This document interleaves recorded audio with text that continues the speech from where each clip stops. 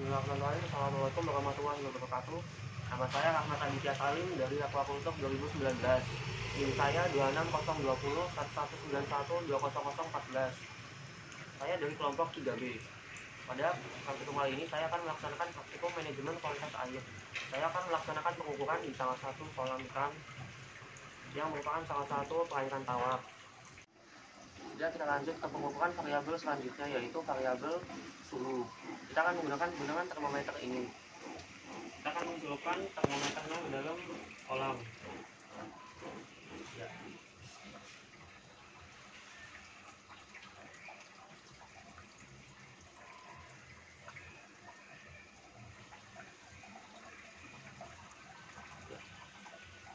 Setelah mengukur kita dapatkan suhunya 31 derajat Celcius. Ya, kita lanjutkan ke pengukuran variabel selanjutnya. Kita akan mengukur pH. Kita akan mengukur menggunakan pH meter. Kita mencelupkan pH meter ini ke dalam air kolam batas ini saja. Kita celupkan.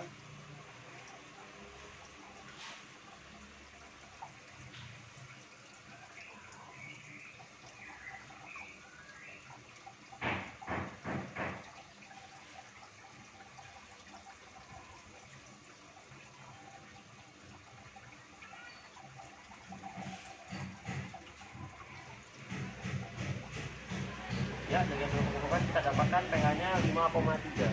Berarti ini kolam ikan ini tergolong asam.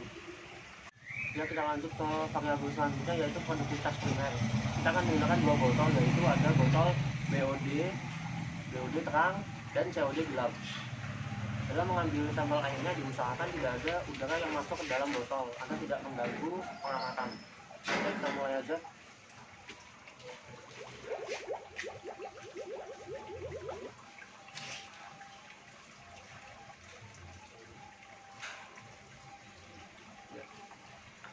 Kemudian kita ambil yang botol COD nya.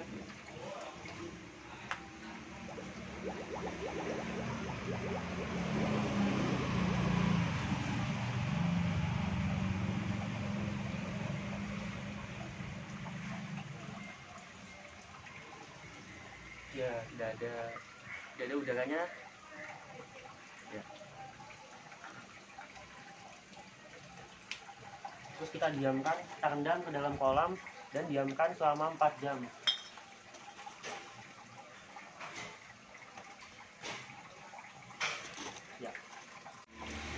Ya, dua botol yang sudah kita rendam selama 4 jam sudah kita ambil. Setelah ini akan diadakan pengukuran mengenai oksigen terlarut yang terdapat di air di dalam botol. Ya, kita lanjut ke parameter selanjutnya, yaitu amonia. Amonia ini kita menggunakan 25 ml air sampel. Kemudian kita teteskan 1 ml larutan fenol ke dalam air sampel. 1 ml sekitar 20 tetes. Ya.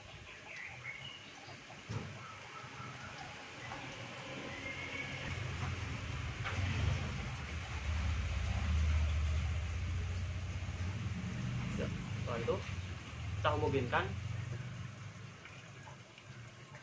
Kemudian setelah itu kita tetes lagi sebanyak 1 ml larutan natrium nitrofluorid ke dalam air sampel. Setelah itu kita homogenkan lagi. Ya, sama seperti yang tadi, 1 ml sekitar 20 tetes.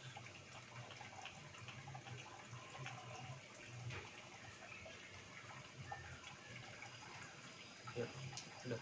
Terus kita homogenkan kembali.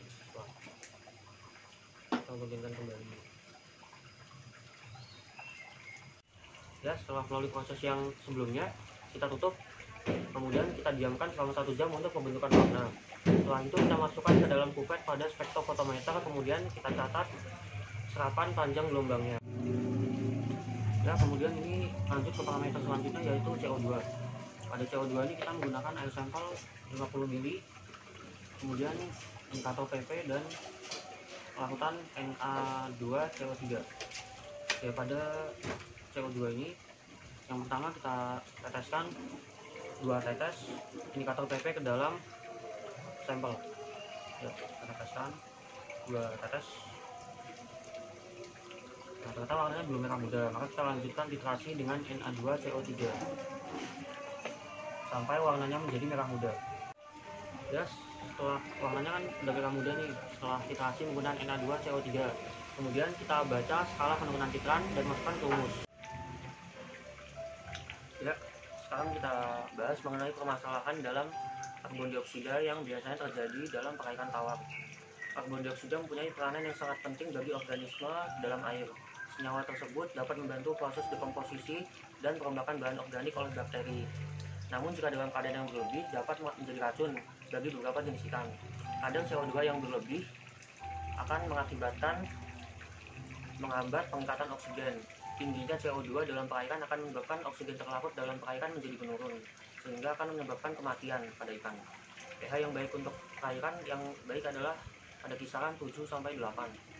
Kesalahan dalam ketidakteraturan pengukuran pH akan meningkat dengan meningkatnya nilai alkalinitas total.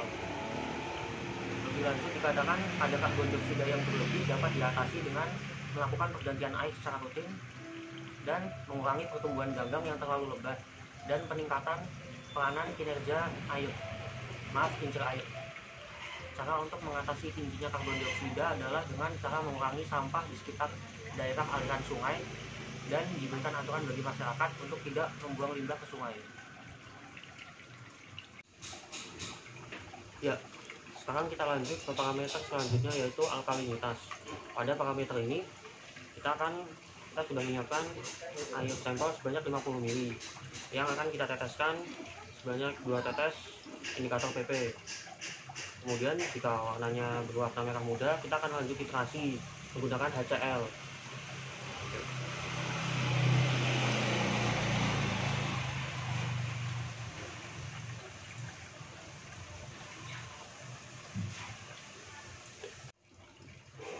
Ya, setelah kita campurkan sebanyak 2 tetes kepada indikator PP dengan air sampel, warnanya menjadi merah muda.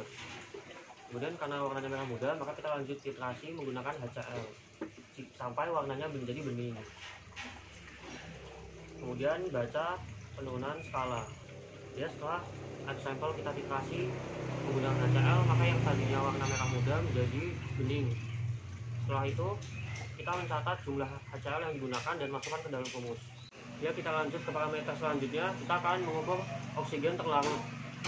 Di sini ada beberapa peralatan, yaitu yang pertama ada sampel air kolam, ada pipet, kemudian ada MnSO4, ada NaOH dalam KI, dan ada H2SO4.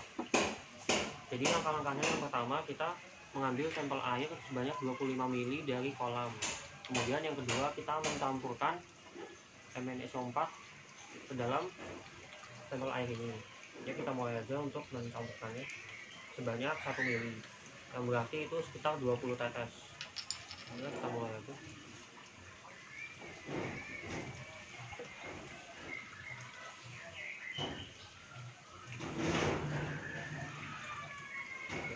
Ya, sudah selesai. Kemudian kita mencampurkan 1 ml NaOH dalam KI menggunakan pipet tetes, itu juga sama sekitar 20 tetes.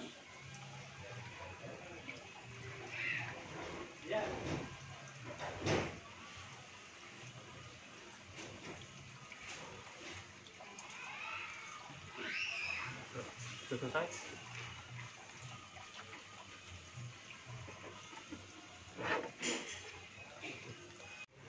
Ya, setelah kita menambahkan MnSO4 dan NaOH dalam KI ke dalam air sampel, setelah itu kita kocok dulu sampai timbul endapan dalam sampel air. Ya, kemudian setelah timbul endapan, kita menambahkan H2SO4 sebanyak 1 ml atau sekitar 20 tetes ke dalam air sampel. Ya, langsung aja kita menambahkan.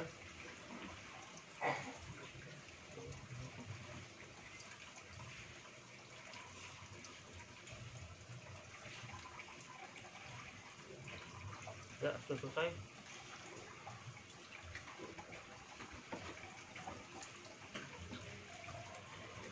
Sudah selesai kita tambahkan, setelah itu kita kocok kembali. Ya, jadi setelah kita tambahkan H2SO4 tadi, ini sampel airnya menjadi warna kekuningan. Ya, setelah melalui proses yang tadi, setelah air sampelnya berubah warna menjadi kuning, kita akan masukkan air sampel yang sudah berubah warna ini ke dalam Erlenmeyer sebanyak 50 ml.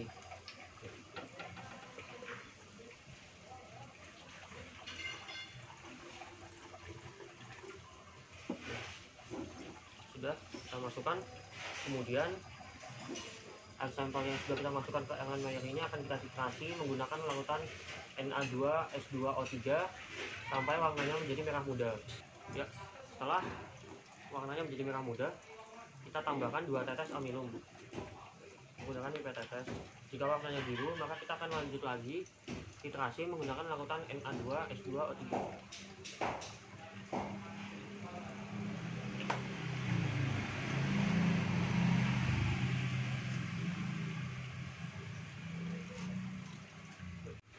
Oke, setelah warnanya menjadi biru, maka kita akan lanjut lagi titrasi menggunakan larutan Na2S2O3 sampai warnanya menjadi bening.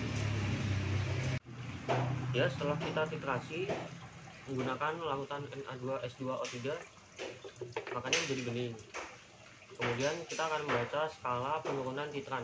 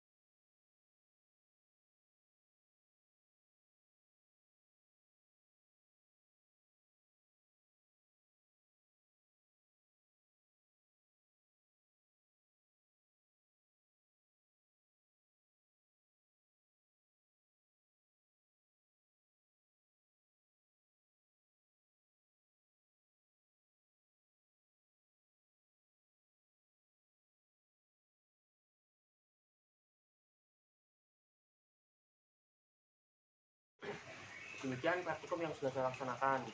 Mohon maaf bila masih banyak kesalahan. Kesimpulan dari praktikum ini adalah budidaya perikanan seperti ini membutuhkan kecermatan dan keahlian. Karena jika tidak cermat, kita bisa mendapatkan beberapa permasalahan. Tetapi dari permasalahan itu pasti ada solusinya. Dan jika kita melaksanakan solusinya dengan baik, maka permasalahannya bisa kita selesaikan. Terima kasih. Wabillahi taufiq wal hidayah. Wassalamualaikum warahmatullahi wabarakatuh.